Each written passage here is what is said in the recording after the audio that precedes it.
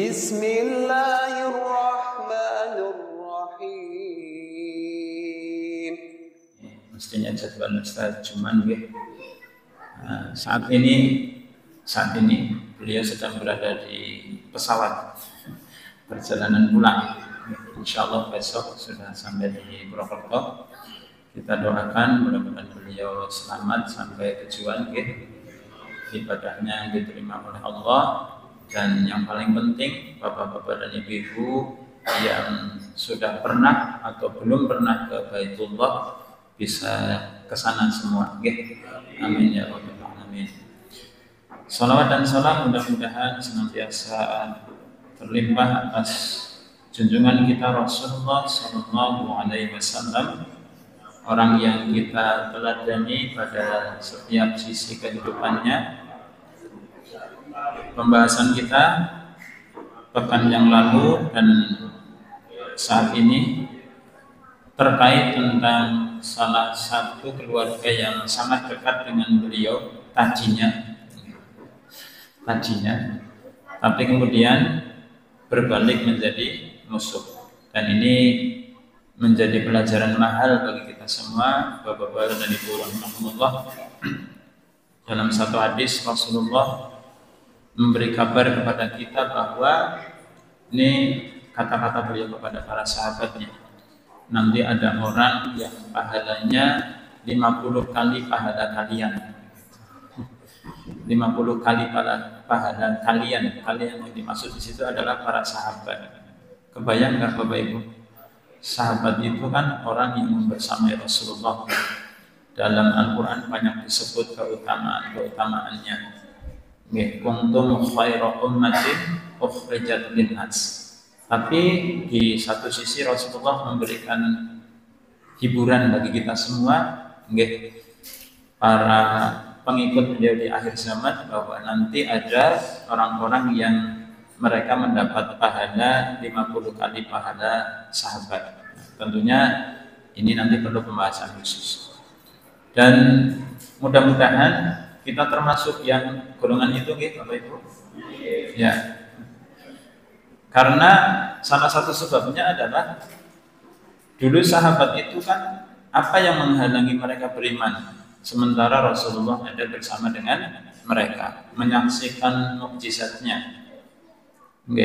Kalau panjenengan bayangkan ketika perang Ahzab itu Rasulullah dan para sahabat kan nggak di parit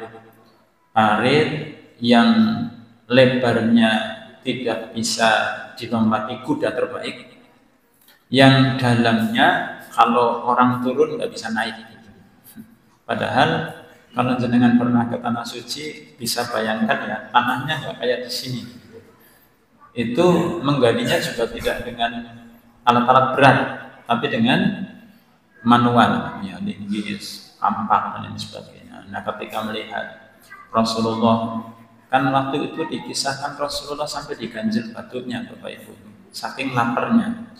Jadi ada salah seorang sahabat yang ketika melihat Rasulullah seperti itu punya inisiatif, beliau kondur ke rumah, beliau bertanya sama istrinya, kamu punya makanan atau tidak? Ada, tapi cuma sedikit. Kemudian masakan itu, makanan itu dimasak. Rasulullah itu lagi lapar banget. Yuk kita jamu Rasulullah.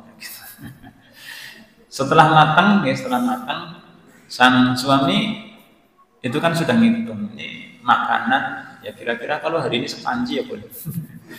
Itu kira-kira cukup untuk berapa orang? Jadi sahabat Rasulullah ini namanya siapa? Jadi PR buat Bapak Ibu ya. Jawabannya menang depan. Itu kemudian mengundang Rasulullah secara khusus, ya, mindik-mindik gitu. Ya Rasulullah, kami punya sedikit makanan di rumah, monggo jenengan berkenan ke rumah kami gitu. Oh ya. Nah ternyata Bapak Ibu Rasulullah yang dikehendaki oleh sahabat ini yang datang berapa orang? Ya Rasulullah, perkiraannya berapa sahabat gitu. Ternyata Rasulullah mengumumkan kepada seluruh sahabat. Lah kalau jenengan jadi sahabat yang punya masakan ini kira-kira gimana rasanya? Sahabat ini kan pulang duluan menemui istrinya, gitu ya, dikisahkan kan begitu. Ya.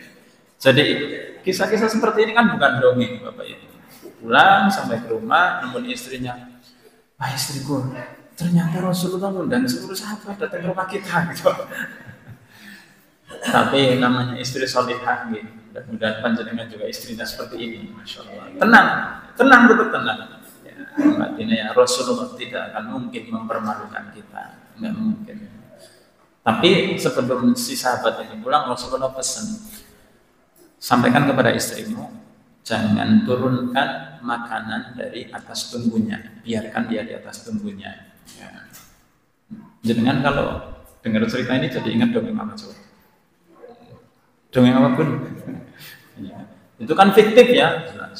Dongeng Jakarta Rup itu kan fiktif. Iya kan? Perintah sama suaminya, Mas, pokoknya kalau aku lagi masak jangan dibuka tutup kualinya ya, gitu kan. Ini enggak, bukan Jakarta, ini Rasulullah. Jadi pulang betul didoakan, gitu. Setelah itu ternyata makanannya cukup untuk seluruh yang hadir. Coba, loh, jamaah Utsman bin Affan kalau lihat mukjizat kayak gitu kira-kira beriman nggak sama Rasulullah? Beriman, beriman. Yang beriman. Ustaz Abdul Somad kan dalam salah satu ceramahnya ngendiko, iya, jangan mudah membayangkan bahagia ya hidup di zaman Rasulullah bareng sama Rasulullah. Ya kalau Anda menjadi orang yang beriman, kalau jadi yang sebaliknya, loh, Abu Lahab ini apa enggak bareng sama Rasulullah? Besannya, ternyata besannya juga ya. Ternyata masih hidup, dia sudah divonis masuk neraka. Dan ada yang sebaliknya. Jamaah rahimah, ada yang sebaliknya. Dia bermaksud datang menemui Nabi, bermaksud membunuh. Sudah niatnya membunuh. Mana Muhammad ini bikin kisruh orang-orang Quraisy, bikin panas, udah mencela Tuhan kami, gitu kan, membuat perpecahan. Ini dibunuh saja, selesai masalah, kan gitu. Di tengah perjalanan ternyata dia ketemu sama sahabatnya kan, enggak. Kalau yang ini kayaknya Bapak dan Ibu apa namanya? Ya, ini orangnya Pak, diceritakan di dalam sirah. Kalau mau makan itu pergi ke pasar Bukas namanya. Kalau mau makan, terus nantang duit. Jadi orang dapat duit, mari ke pasar nantang wong duit. Setelah itu dapat duit. Ya zaman jahiliyahnya begitu. Siapa? Dia? Iya kan? Orang yang pertama kali berniat menemui Rasulullah yang waktu itu beliau masih musyrik, sekarang beliau makamnya ada di sisi Rasulullah SAW. Coba. Jadi mudah-mudahan nih Bapak Ibu, imannya kita, Islamnya kita itu anugerah, gitu. Tapi mati dalam kondisi Islam adalah perjuangan. Saudara kita Ismail Hania, syahid kamana sabu. Nah, kita pengen nggak meninggalnya kayak gitu? Kalau di Indonesia peluang kayak gitu nggak? Di pertemuan yang lalu sudah kita ceritakan, tentang beberapa hal. Ada yang penting untuk kami ulang. Yang pertama adalah kenapa nama asli Abu Lahab tidak disebut di dalam surat Al-Lahab. Apa jawabannya kemarin? Ada dua sebab. Yang pertama karena namanya salah. Yang kedua bohong. Nama aslinya siapa? Abdul Uzza. Abdul Uzza itu namanya salah dan bohong. Salahnya kenapa? Abdul Uzza. Ya. Harusnya kalau setelah kata Abdul apa harusnya? Kembali kepada Allah Subhanahu wa Ta'ala dan nama-nama Allah. Makanya kan tidak boleh memberi nama orang dengan Asmaul Husna tanpa ditambah dengan Abdu. Berikutnya dusta. Kenapa? Karena Uzza itu berhala, dia tidak mungkin punya hamba. Jadi nama itu sudah salah dan dusta. Berikutnya, Bapak Rahimahullah, Di ayat yang pertama Allah Subhanahu wa taala berfirman, A'udzu billahi minasy syaithanir rajim. Tabbat yada abi lahabin wa tabb. Celakalah kedua tangan Abu Lahab dan dia pasti akan binasa. Di kalimat terakhir coba kita baca bersama-sama Bapak Ibu. Tabbat yada abi lahabin wa tabb. Nomor. Tabbat yada abi lahabin wa tabb. Hafal semua ya surat Al-Lahab ya? Hafal apa enggak? Hafal. Coba kita baca bersama-sama. Mana dulu? Basmalah. Bismillahirrahmanirrahim.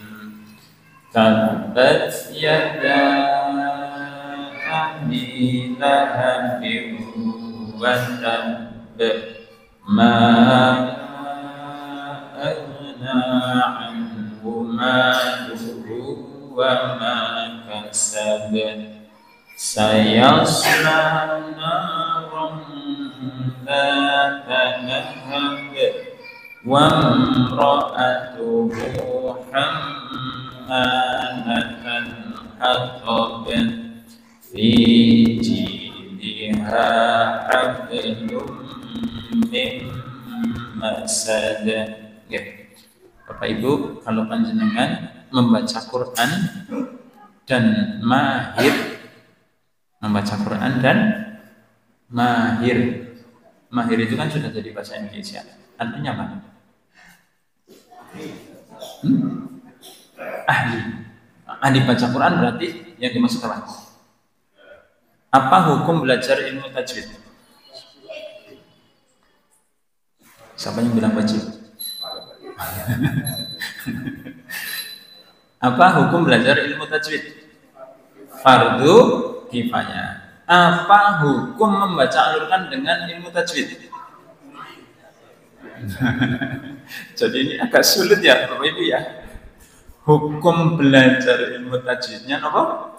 Fardu kifayah. Tapi hukum membaca Al-Quran dengan ilmu tajwid fardu ain. Gimana coba? Ya.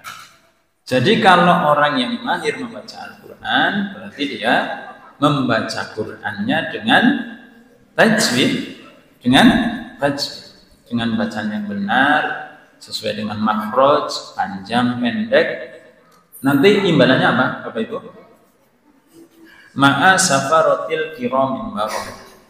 Dia bersama dengan malaikat yang mulia. Kira-kira jamaah Masjid Utsman bin Affan yang ini apa yang mana? Mudah-mudahan Ustaz sedang berproses gitu ya gitu. Jangan baper sih ngapa? Iya. Ya seterusnya kan kita dikasih hiburan sama Kanjeng Nabi nggih. Nah, kalau yang membacanya ya tak nggih. Iya. Kadang-kadang dibaleni bolak-balik orang gudul-gudul gitu kan. Pahalanya berapa Bapak Ibu? 2 pahala kan gitu. Tapi jangan kemudian jadi gagal paham nggih. Lah ya tata ya apa kan bisa dikoro gitu.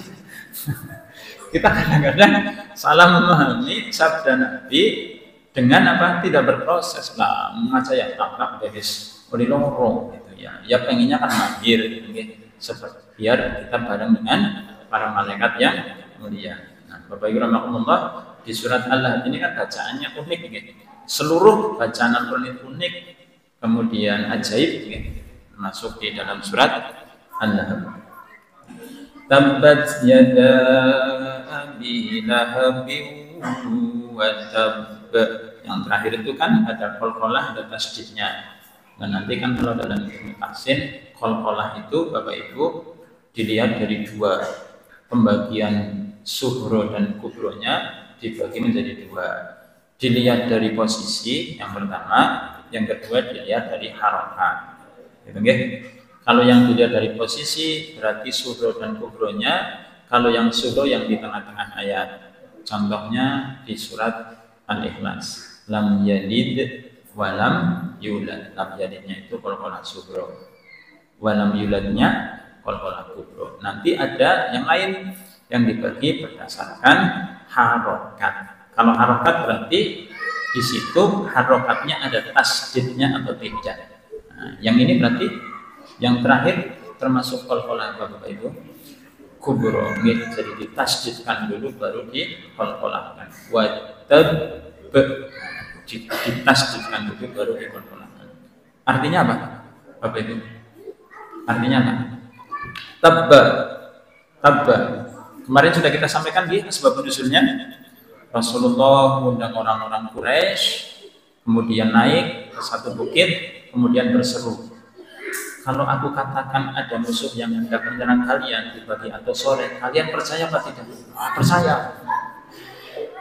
Nah, aku sampaikan kepada kalian bahwa akan ada azab yang pedih untuk kalian. Nah, setelah itu kan Abu Lahab marah kan.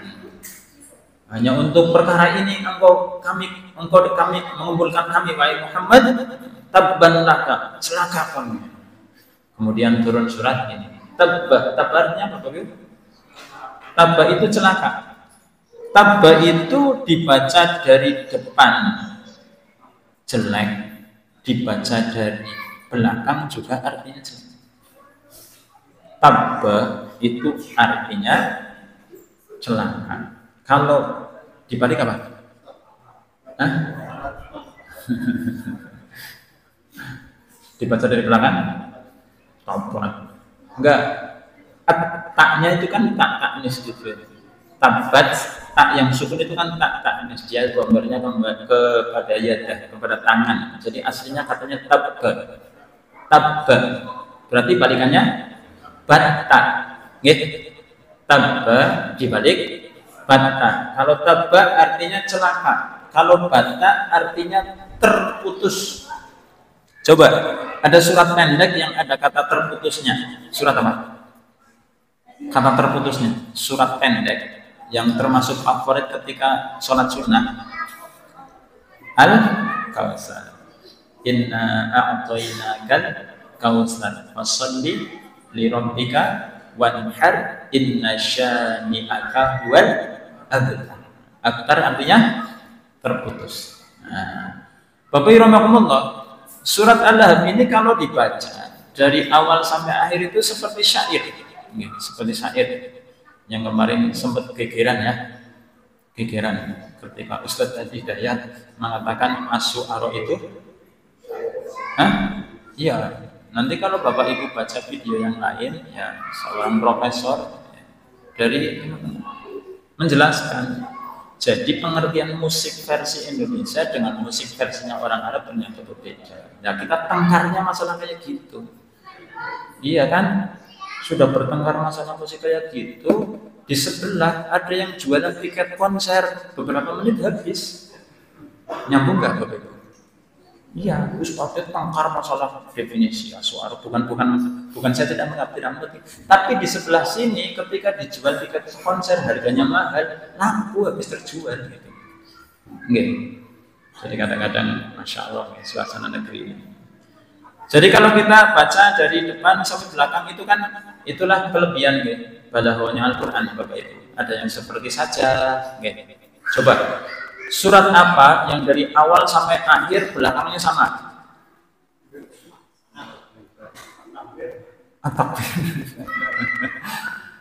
Ada berapa gitu ya? Ada berapa? Anas. Qul a'udzu birabbin nas, malikin nas, ilahin nas, min syarril waswasil khannas alladzi yuwaswisu fi sudurin nas minal jinnati wan nas. Ada lagi? Al-Ikhlas. Belakangnya sama pokoknya dari awal sampai akhir. Dan biasanya kalau membaca surat ini pada pediren, mandat pediren. Surat saya mandat Tawazi. Wasyamsi wa duhaha. Betul? Dari awal sampai akhir belakangnya semua. Itu pun masih ada yang kesasar juga. Ya.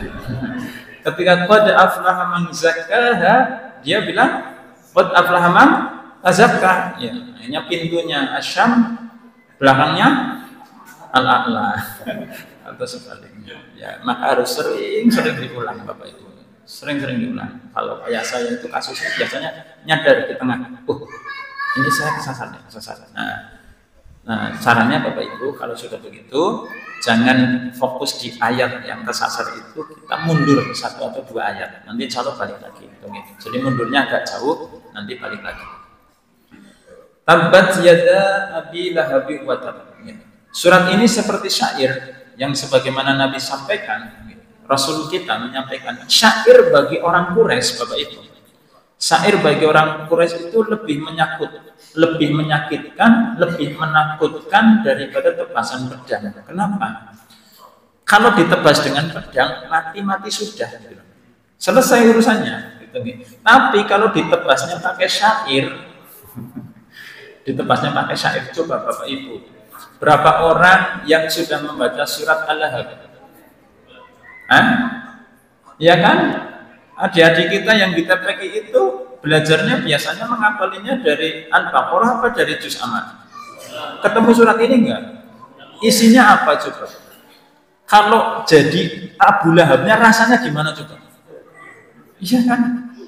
Jadi bagi orang Quraisy syair itu lebih menyakitkan, lebih menakutkan daripada tebasan pedang. Karena seperti yang Abu Lahab alami, bisa sepanjang zaman, seumur hidup, apalagi waktu itu dia masih hidup, Rasulullah membacanya di sofa. Bukan sofa kursi, bukan. Sofa, bukit sofa maksudnya. Salah nanya, sofa aja. Ngel. Di bukit sofa.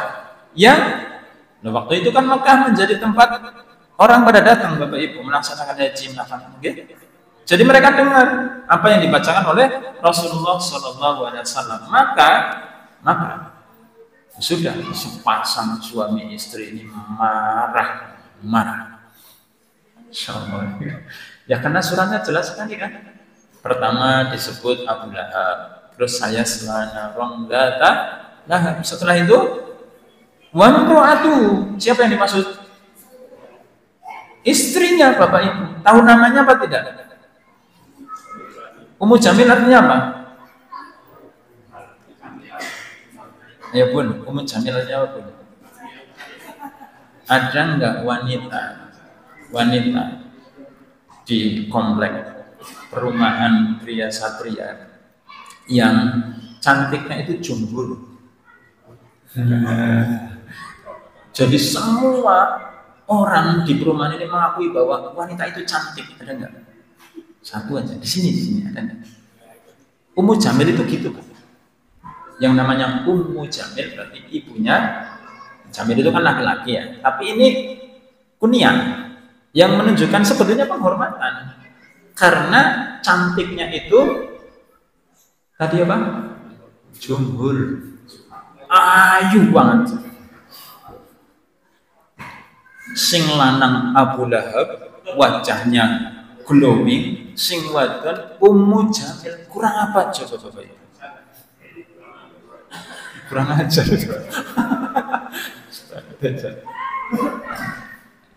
Jadi kadang-kadang kelebihan yang Allah berikan kepada seorang hamba itu tidak mesti kemudian menjadikan dia mulia. Bisa jadi Allah berkehendak sebaliknya, kan gitu. Bukankah orang-orang yang sombong itu adalah orang yang diberi kelebihan oleh Allah kan? Coba, yang paling pinter kan berpotensi sombong, fisiknya lebih ganteng berpotensi sombong. Kalau wajahnya biasa-biasa saja kayak kita Bapak Ibu, kan nggak ada potensi ya. Tapi kalau udah wajahnya ganteng, kayak siapa contohnya di sini? Iya, kan jadi berpotensi sombong. Bapak Ibu rahmatullah, tabbat yada di situ memakai tangan. Yang dimaksud di situ yang binasa cuma tangannya apa seluruhnya Bapak Ibu? Tabbat yada. Makanya kan dalam bahasa Arab kalau yang berpasangan itu dihukumi muannas. Makanya tabbat, taknya itu kan kembali kepada yada, sepasang tangan. Itu yang binasa dari Abu Lahab itu Terjemahnya gimana sih? Binasalah kedua tangan Abu Lahab kan gitu. Yang binasa itu apa cuma tangannya Abu Lahab? Ya, makanya Bapak Ibu pesannya memahami Al-Qur'an itu kalau lewat terjemahan ya begitu resikonya. Begitu resikonya, nggih. Coba ya bisa Sa'roni ya. Kalau dalam bahasa Arab baina yadai. Baina artinya di antara yadai dua tangan. Yang dimaksud apa? Coba diterjemahkan maksudnya. Baina yadai artinya apa? Di antara kedua tangan. Tapi itu maksudnya yang ada di hadapan kalian. Itulah baina yadai. Yang dimaksud itu loh. Makanya orang-orang sekelas Gus Baha Bapak Ibu, mudah-mudahan Allah jaga beliau. Itu memahami Al-Qur'an saking gampangnya. Wong beliau hafal lisanul arab. Jadi ngerti kalau kata ini artinya ini. Satu kata itu bisa punya arti sampai bercabang 500 kata gitu loh Pak. Itu Gus Baha fahamnya kayak gitu. Anggar Gus Jun ngerti ya. Apa? Upaya, nggih, perbuatan, terus karya, betul? Usaha. Pokoknya semuanya binasa. Apalagi nanti kalau sudah nyambung dengan ayat yang kedua. Ma aghna anhu maluhu wa ma kasab. Ma aghna anhu maluhu wa ma kasab. Artinya apa ayat kedua Bapak Ibu? Ma aghna anhu maluhu wa ma kasab. Tidak berguna anhu baginya maluhu, mal napa mal? Hartanya, wama kasab nopo. Kasab udah jadi bahasa Indonesia apa bahasa Banyumas? Banyumas banget Pak. Asli Pak itu jadi bahasa Banyumas. Kasab itu sama persis artinya usaha. Jadi orang Indonesia, apalagi orang Banyumas, nggak bisa dipisahkan dari Quran. Wong kasab itu bahasa Arab. Nggih, jangan sedikit Arab. Majelis Permusyawaratan Rakyat itu 3 kata dari bahasa apa itu? Majelis bahasa Arab, permusyawaratan rakyat ganti nganggo sing terjemah bahasa Indonesia dadi apa saja. Enak majelis permusyawaratan rakyat. DPR. Dewan bahasa nopo? Arab. Nggih, diwan. Nggih kan? Iya. Udah sila-sila di Pancasila ada bahasa Arabnya enggak? Ayo tes satu-satu. Pancasila 1 sampai 5. Jangan-jangan pada enggak apa. Nanti dikira enggak NKRI. Ya kan? Coba ada sila keempat. Itu ada permusyawaratan. Sila kelima, keadilan. Nah, sila kedua, kemanusiaan yang adil dan beradab. Coba, manusia bahasa apa? Manusia bahasa Arab. Nggih, adil Arab, beradab adab Arab.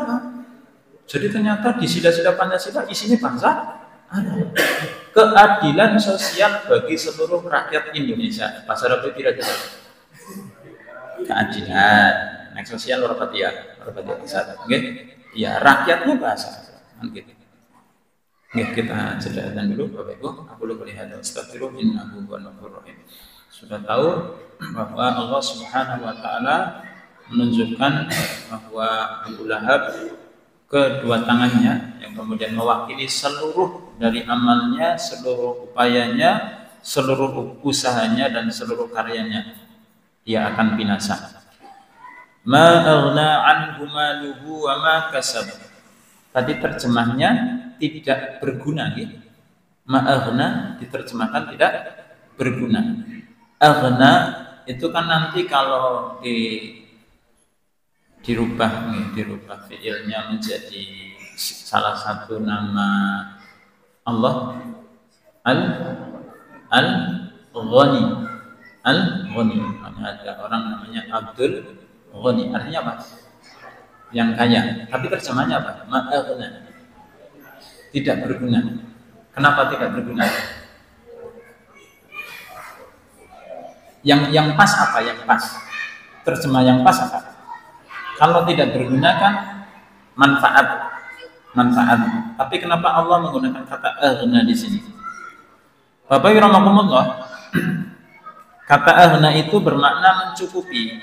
Sebagaimana ayat, Bapak Ibu masih ada mushaf ya?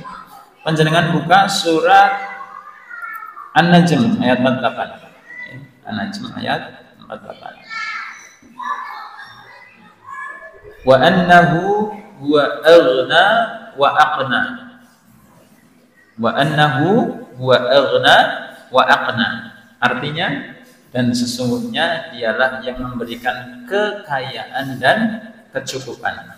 Insyaallah. Nanti kita terangkan, tapi saya ingin menunjukkan sesuatu dulu kepada Bapak Ibu. Okay. Coba kita mundur di ayat 43 surat An-Najm, mundur. Mundur. Tadi kan ayat 53. Ayat 48. Nggih, wa annahu wa aghna wa aqna. Kita mundur ke ayat 43. Di sana Allah Subhanahu wa taala berfirman, wa annahu huwa adhaka wa abka. Dan dialah Allah yang membuatmu menjadi tertawa dan menangis. Apa lawan tertawa Bapak Ibu? Lawan tertawa apa? Menangis. Adhaka wa abka. Kita lanjutkan. Wa annahu huwa amata wa ahya. Dan dialah yang mematikan dan menghidupkan. Mati lawannya hidup. Lanjut. Ke ayat 45. Wa annahu khalaqaz zawjaini dzakara wal unsa. Apa artinya? Nah, adik, ada tertawa, ada menangis, ada mati, ada hidup, ada laki-laki, ada perempuan. Baca ayat 48. Wa annahu wa aghna wa aqna. Mestinya apa? Mestinya. Iya kan Bapak Ibu? Itu ulama kalau nemu kayak gitu seneng banget. Nanti dicari apa? Kenapa bukan kaya dan miskin tapi aghna wa aqna? Itu nanti pelajaran sendiri. Nah, ini. Kalau kita belajar Quran dengan cara seperti ini, menjadi masyarakat yang lekat dengan Quran, Bapak Ibu, mungkin problem umat kita, problem bangsa kita akan segera selesai. Cuma masalahnya ya yang doyan kayak gini tuh orang-orang diberi rahmat oleh Allah Subhanahu wa taala, dan mudah-mudahan kita semua termasuk ya, dan mudah-mudahan gitu. Semangat nih Bapak Ibu. Ya ngajinya memang mantan-mantan. Karena Quran itu berat apa ringan sih? Ya, surat Al-Muzammil. Ya ayyuhal muzammil qumil laila illa qalila nisfahu aw inqus minhu qalila aw zid 'alaihi wa rattilil qur'ana tartila. Terus inna sanulqi 'alaika qawlan tsaqila. Apa artinya? Inna, sesungguhnya kami, sanulqi. Di situ terjemahnya menurunkan, betul? Sanulqi itu berasal dari kata alqayalqi. Alqayalqi itu Bapak Ibu dilempar dari atas ke bawah. Qaulan saqila, kata-kata yang berat. Yang dimaksud apa? Quran. Jadi dari atas ke bawah berat lagi. Berarti orang-orang yang mampu untuk membawa Quran, orang-orang yang kuat atau tidak Bapak Ibu? Kuat. Nah, mudah-mudahan kita orang yang kuat menjadi hamilul Quran ya Bapak Ibu. Iya gitu maksudnya. Ya caranya kayak gini, orang teman-teman ngantuk sementing gitu. Semoga-moga Allah membalas setiap upaya kita ya, seayat, 2 ayat setiap malam Jumat, nanti di hari yang lain begitu. Demikian Bapak Ibu, berarti berseri ini masih lanjut baru 2 ayat, tapi mudah-mudahan nanti semakin banyak pelajaran yang bisa kita ambil dari surat Al-Lahab. Aku lupa lihat dan astaghfiru innahu huwal ghafurur rahim. Waktu kami kembali kepada pembawa acara. Assalamualaikum warahmatullahi wabarakatuh.